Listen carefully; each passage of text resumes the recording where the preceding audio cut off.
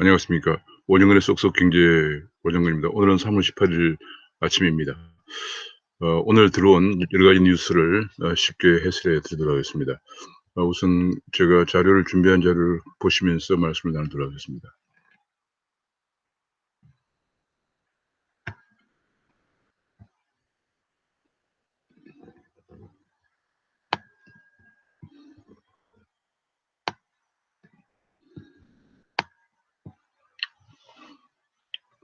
원영근의 쏙쏙경제, 귀에 쏙쏙 들어가도록 경제기사를 쉽게 해설해 드리는 명품 시사해설, 정책, 실물, 금융, 세계경제 파트를 시작하겠습니다. 구독과 알림 설정을 눌러주시면은 제 방송을 언제든지 보실 수 있겠습니다. 지금 취업자 증가율이 2월 고용 동향이 어제 발표됐는데 6월 달에 취업자가 47만 명 감소한 것으로 나타났습니다. 1월 달에 98만 명 감소한 데 이어서 6월 달에도 47만 명이나 감소하면서 지금 12개월 연속 마이너스 증가율을 기록하고 있습니다. 지금 얼마나 고용 사정이 안 좋은 걸 알 수가 있고요. 어 보통 우리나라가 월 전년 동기 대비해서 한 30만 명에서 40만 명 고용이 증가해 오는 것이 정상입니다.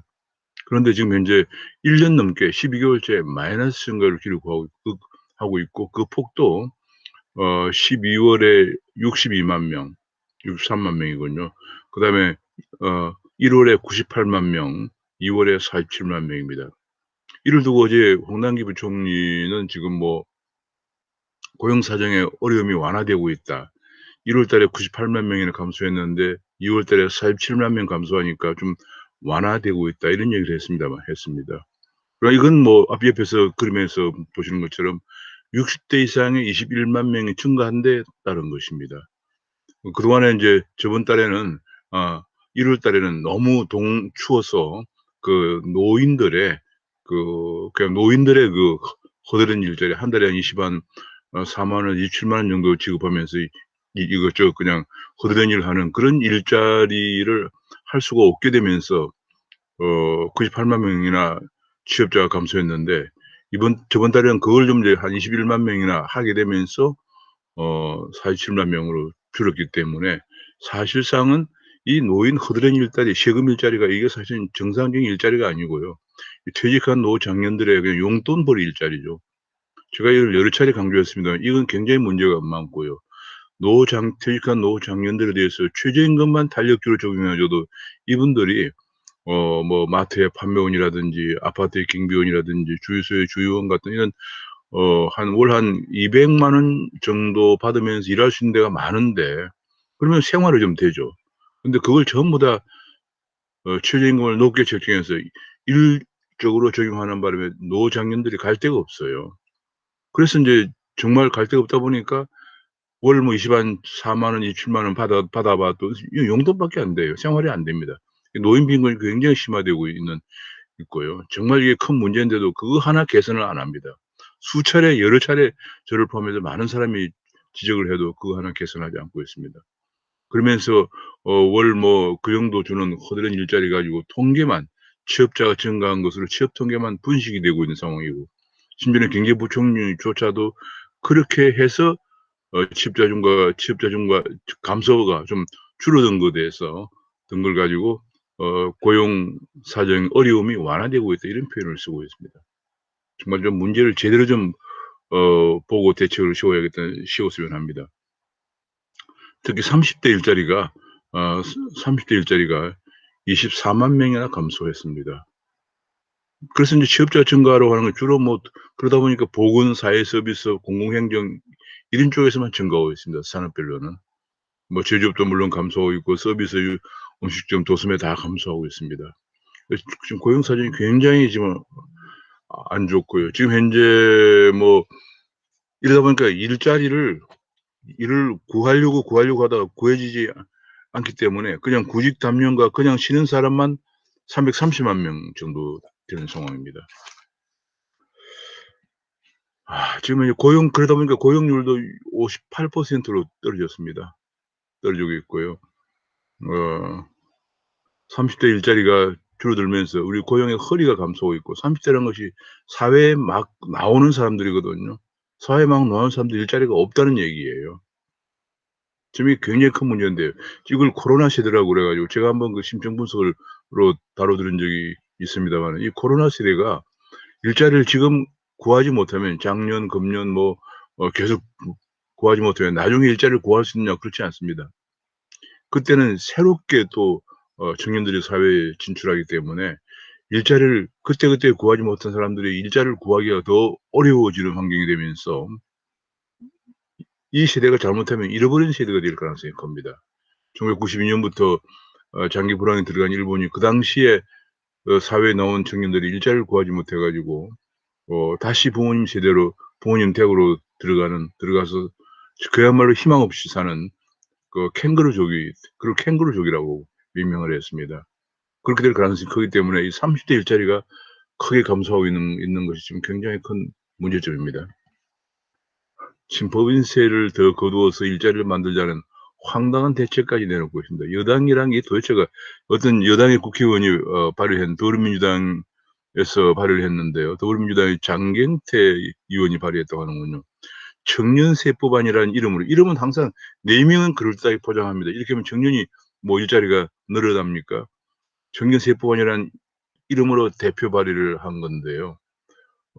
법인세를 더 걷어 가지고 더 걷어서 그걸로 법인세를 더 걷어서 그걸로 청년 일자리를 만들어 주자 뭐 그런 얘기를 했다고 합니다. 정말로 제가 이번 정부 들어서 정말 절감하고 있는 것이 국정 담당 능력이 안 되는 사람이 국정을 담당할 때 어떤 일이 발생하는가 하는 것을 지난 4 년간 절감을 하고 있습니다. 뭐 흔히들 촛불혁명을 집권했다 얘기합니다. 좀 비유는 좀 그렇습니다마는 1789 년에 프랑스 대혁명이라고 해서 프랑스 혁명을 일으켜서 자유와 평등을 박이라고 하는 굉장히 거창한 슬로건을 내걸고 혁명을 일으켜서 루이 16 세와 마리 앙토네트를 단두대에서 처형을 하고 뭐 400,000명 정도를 구속을 하고 14,000명 정도를 단두대에서 처형을 하는 그런 어 정말 난리를 피면서 집권을 했죠. 뭐 마리 앙토네트와 루이 16 세를 그 베르사유 궁전에서 파리까지 뭐 9 시간인가 몇 시간을 그냥 어 체포해서 오면서 뭐 정말 난리를 피는 그걸 파리 대행진이라고 합니다. 그렇게 집권을 했습니다. 근데 그 집권 세력들이 주로 우리가 잘 알려져 있는 자쿠방당의 로베스피에르 같은 서른살 안팎의 그런 젊은 세력들이에요. 이 사람들이 국정 운영 능력이 전혀 없었어요. 왜냐하면 그 나이도 젊고 경험이 없었기 때문에. 그래서 파리 혁명이 일어났지만은 너무 경제가 황폐해져 가지고 보고서를 읽어보면은 거리에서 아사자들이 즐비했다고 합니다. 결국은 5년 만에 어 자 로베스피에르도 본인이 만든 단두대에서 처형을 받고 끝나면서 파리 혁명 소용돌이가 끝납니다. 제가 지금 그 말씀을 떠올리는 것은 지금 이 문재인 정부 지난 4년 동안 뭐 하나 제대로 하는 것이 없어요. 특히 저는 이제 경제학자니까 경제 면에서 뭐 기업들은 다 지금 도산되고 있죠. 자영업은 다 붕괴되고 있죠. 뭐 소주성이라 해서 그날 실패했는데도 그대로 지금 소주성 특별위원회가 가동되고 있죠. 기업들은 엄청난 규제나 법인세 인상 뭐 이런 것 때문에 지금 다들 해외로 나가고 있죠. 작년에 벤처 기업들이 우리나라 기업들이 해외 투자액을 제가 조사해 보니까 작년에 약 한 6-70조 정도 해외 투자가 되었습니다. 작년에 나간 기업만 3,800개 정도 8-900 개가 나갔어요. 70 조라는 게 얼마나 큰 돈이냐. 1 년에 우리나라 설비 투자액이 150 조에 불과합니다. 우리나라 설비 투자의 절반이 해외로 나갔다는 얘기예요. 국내에서 기업을 못하게 하니까요. 게다가 친노조 법안들은 통과시켜서 해고자나 실업자도 노조원이 돼서 유급 노조원이 돼서 사업장을 전국에서 파업할 수 있도록 그렇게까지 하고 있습니다. 그러니 국내에 기업할 사람이 없는 거죠. 일자리가 없는 거죠. 그런 걸 그대로 두면서 오히려 세금을 더 거둬 가지고 세금을 더 거두어서 청년들에게 세금 주도 일자리를 만들어 주자. 그거 해 봤자 한 달에 뭐 몇십만 원 주는 일자리 청년들로부터 외면당하고 있어요. 최근에 보면은 그렇게 준비된 예산을 30% 밖에 집행이 안 되고 있다고 합니다. 왜? 청년들이 외면하니까. 한 달에 몇십만 원 가지고 뭘 어떻게 하겠습니까? 그런데 또 이런 법안을 내놨다고 해요. 제가 다시 한번 얼마나 문재인 정부의 무능함, 국정 담당 능력이 있는지에 대해서 항상 의구심을 갖습니다. 뭐 다른 것도 마찬가지입니다. 안보도 마찬가지고 정치도 마찬가지고 민주주의는 파괴되어 있고 경제는 붕괴되고 있고 뭐 하나 제대로 내세울 만한 게 좀 없는 상황입니다. 그러면서 부패는 얼마나 부패한지 이번에 LH 사건으로 여기저기 터지고 있죠. 장기화된 고용 절벽을 이런 식으로 해서는 안 되고 종합병원식 해결책을 고민해야 된다. 무엇보다도 기업들이 양질의 일자리를 만들어낼 수 있게 환경을 조성해야 된다는 얘기가 나오고 있습니다. 왜냐하면 우리나라에서 한 2,600만 명의 그 피용자가 있는데 한 600만 명은 자영업자고요. 한 2천만 명의 피용자가 있습니다. 2천만 명, 이 2,600만이 경제활동 인구 중에서 약 한 100만 명은 실업자고, 그다음에 한 600만 명은 자영업자고, 자영업 중에 400만 명은 혼자 하는 자영업자는 죽지 못해서 하는 거예요. 갈 데가 없으니까 취업이 안 돼서 하는 거예요. 나머지 2천만 명이 고용되어 있지만은 한 200만 명은 공공부문에 있고 1,800만 명이 고용되어 있는데 이게 전부 다 민간이 고용하고 있는 거예요. 근데 일자리를 기업들을 옥죄는 것이 마치 정의인 것처럼 옥죄기 때문에 고용 사정이 이렇게 악화되고 있는 거죠. 매달 전년 동기 대비 30-40만 명 증가해 오던 일자리가 마이너스 98만 명, 마이너스 47만 명이라고 하니까 30대 청년들이 갈 데가 없는 거죠. 이런 문제를 해결하지 않고는 고용 해결이 안 됩니다. 선순환을 유도해서 규제를 계획하고 세금 내는 일자리, 민간이 고용하는 일자리는 세금을 내는 일자리예요. 아까처럼 청년세법에다 이름을 거창하게 붙여 가지고 세금 더 거둬 가지고 세금을 나눠주는 일자리가 아니에요. 세금을 내는 일자리를 만들어야 된다. 그런 얘기들이 나오고 있습니다. 게다가 그런데도 불구하고 지금 노조법 시행령을 앞두고 지금 17일 입법 예고된 시행령을 앞두고 또 난립니다. 왜냐하면 이게 지금 노동조합법을 개정해서 해고자 실업자가 유급 노조원이 될 수 있도록 하고 사업장 점거파업도 허용을 했습니다.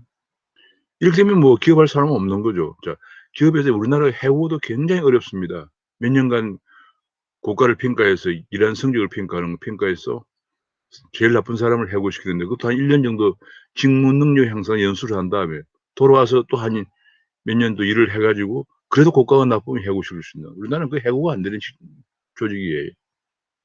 그런데 해고됐다면 어떤 사람들인가 뭐 짐작이 가죠. 그 사람들이 유급 노조원으로 들어와서 사업장을 증가하고 파업하면 어떻게 되겠습니까? 게다가 불특정 실업자가 노조원이 되는 사람 누구겠습니까? 노동운동꾼이에요. 그 시행령을 앞두고 지금 재계에서는 도저히 이래서는 안 되니까 사업장 출입에 어떤 규칙을 만들어서 최소한 사용자의 승인을 좀 받도록 해야 되는 것이 아니냐. 과도한 점거 파업 시에는 뭐 노동위원회에 신고한다든지 이렇게라도 해야 되는 거 아니냐 했지만 그것마저 묵살되었습니다. 그런데도 불구하고 오히려 노조는 또 노조대로 또 정말 억지를 쓰고 있습니다. 예를 들면은 정부가 임의로 시정 요구권을 행사할 수 있다. 정부가 시정 요구권 행사 못하면 그냥 완전히 무소불위의 천국을 만들어 달라, 그런 얘기입니까? 그것 때문에 우리 노동계는 또 반발하고 있다고 그러고요. 그런 상황입니다. 자, 이래서 일자리가 생겼느냐? AI 혁명 시대에 완전히 거꾸로 가고 있다는 그런 지적이 나오고 있습니다. 지금 우리 개정노조법의 5조 2항에서는 사용자의 효율적인 사업 운영에 지장을 주지 않는 범위에서 해고자의 사업장 출입이 가능하도록 했다고, 그런 조항인데 이 효율적이라는 것 자체가 애매하고 주관적이에요. 경영계에서는 이런 문제에 관해 좀 더 구체적으로 명시해 달라고 했지만 정부는 이를 묵살했습니다.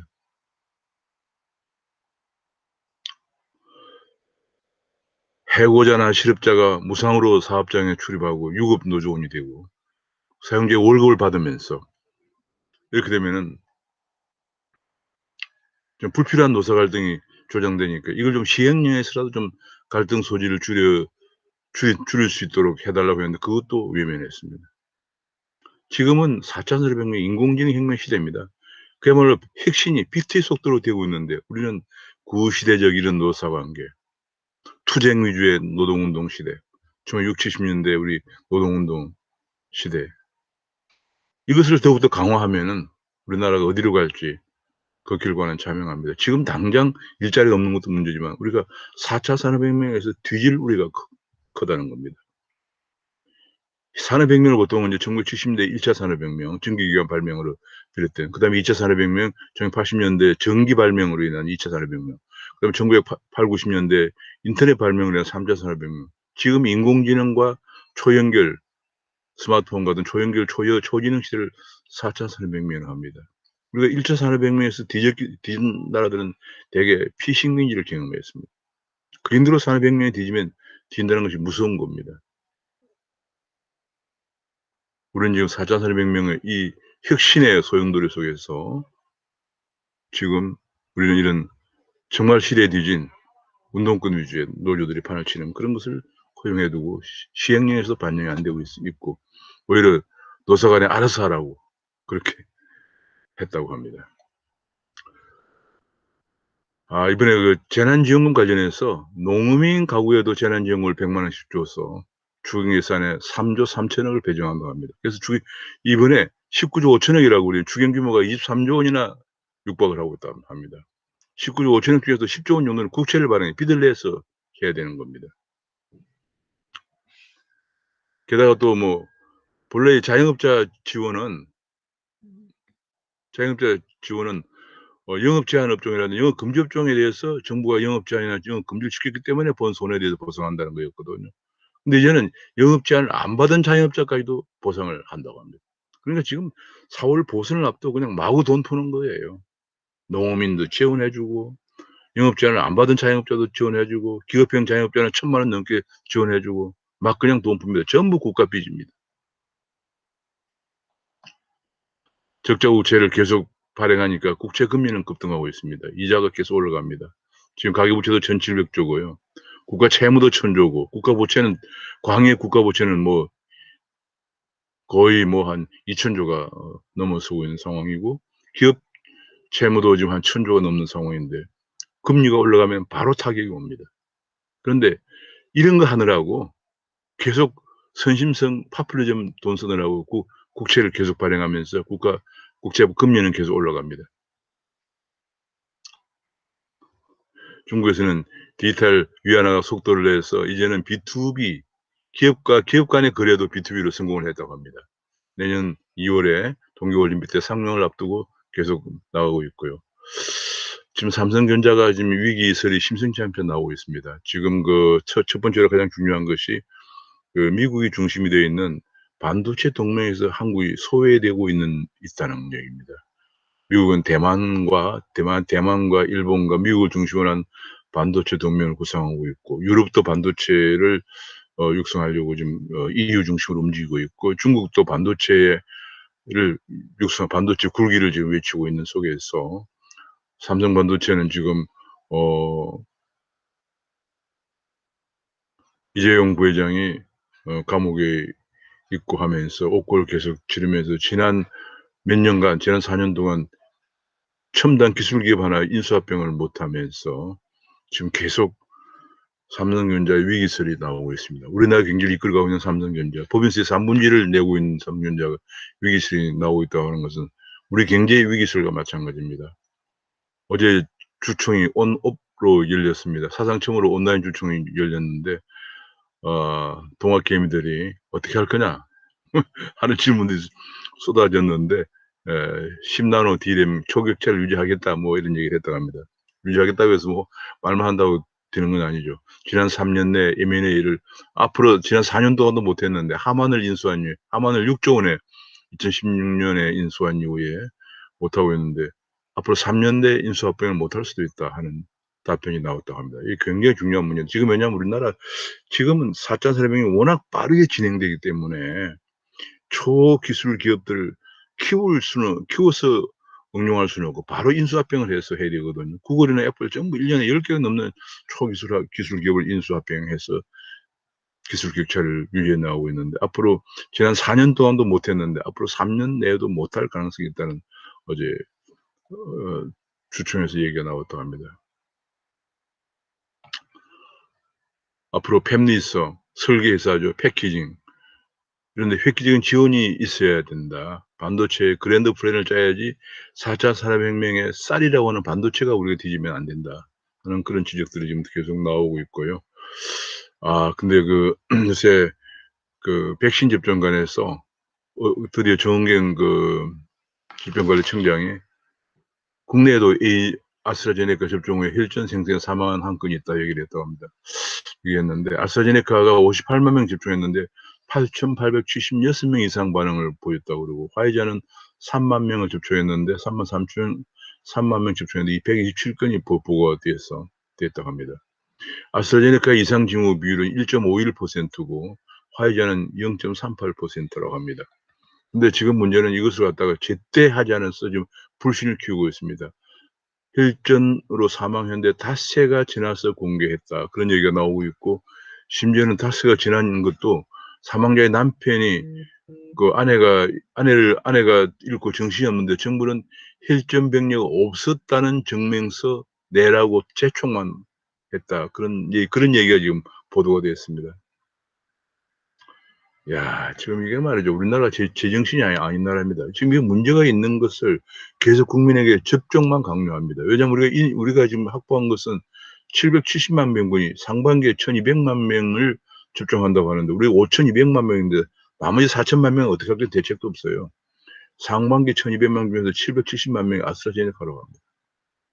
그러다 보니까 지금 계속 그냥 접종해도 괜찮다 이런 얘기만 나오면서 심지어는 혈전으로 사망한 것을 5일 동안이나 숨기고 있었다. 그런 얘기가 지금 보도가 되면서 정말 맞아야 될 것인지 정말 걱정스러운 충격을 주고 있습니다.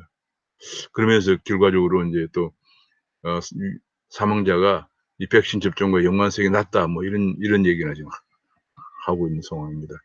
백신 양극화가 미국 경제는 지금 상반기 중에 집단 면역이 형성되면서 하반기에 경제가 회복될 걸로 전망이 되면서 오늘 새벽에 발표된 미국 FOMC 미국 연준의 경제 전망은 금년에 6.5% 성장할 것이라는 전망까지 내놓고 있는 중에 세계 경제가 백신을 확보한 국가와 확보하지 못한 국가 간의 양극화가 될 가능성이 크다는 보고서들이 나오고 있습니다.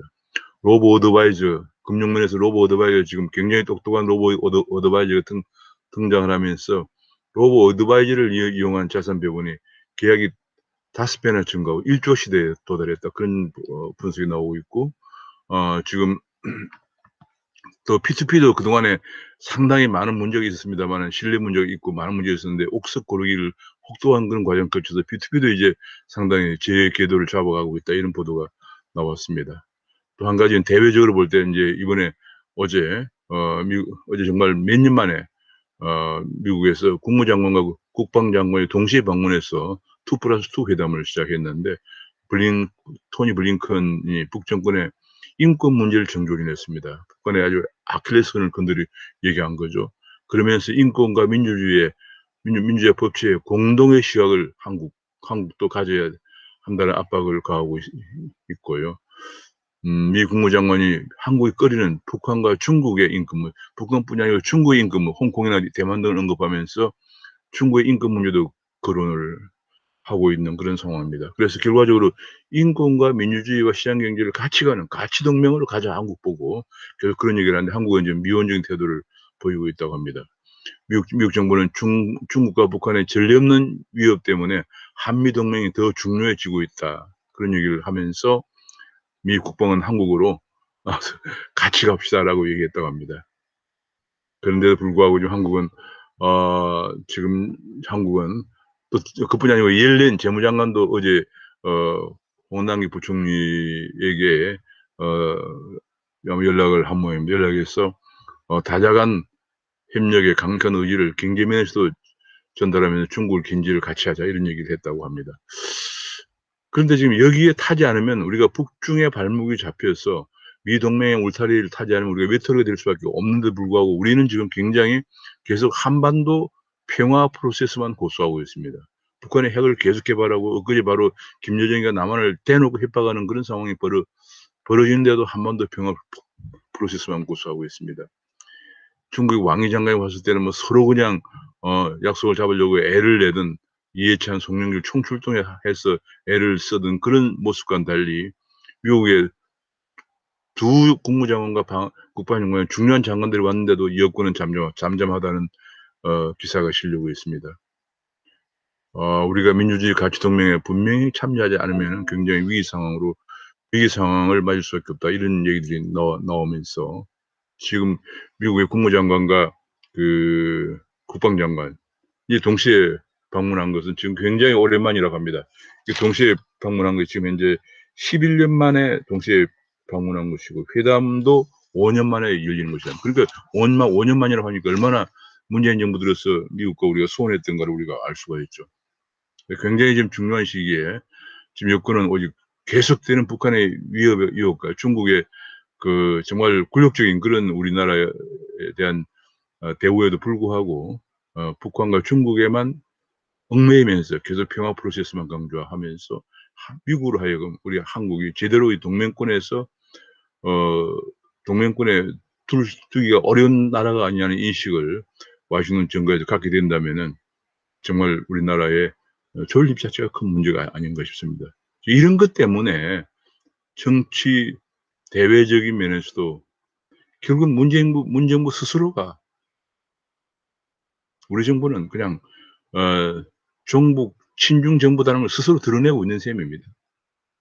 북한이 대북 핵 위협을 야밤에도 그냥 심야 그 추운 동절 야밤에도 핵 위협 시위를 강행하고 김여정이 계속 몇 차례 남한을 위협하는 발언을 계속하면서 하고 뭐 개성 연락사무소를 폭파하고 뭐 그렇게 하고 우리 공무원을 뭐 서해에서 그냥 납치해서 피살하고 이런 사태가 발생해도 그냥 굴욕적으로 북한의 눈치만 보고 또 중국이 우리를 업수 여겨도 눈치만 보고 이렇게 되니까 우리 국민들이 볼 때 많은 국민들이 이 정부를 보고 정말 주사파 하더니 설마 그러려라 했는데 정말 하는 거 보니까 지금 미국의 국무장관과 국방장관이 한국을 방문해서 같이 갑시다라고 서투른 한국말로까지 얘기하는데도 여전히 냉담한 반응을 보이는 이 정부를 보면서 종북 친중 정부구나 하는 생각을 가질 수밖에 없게 하는 안타까운 모습입니다.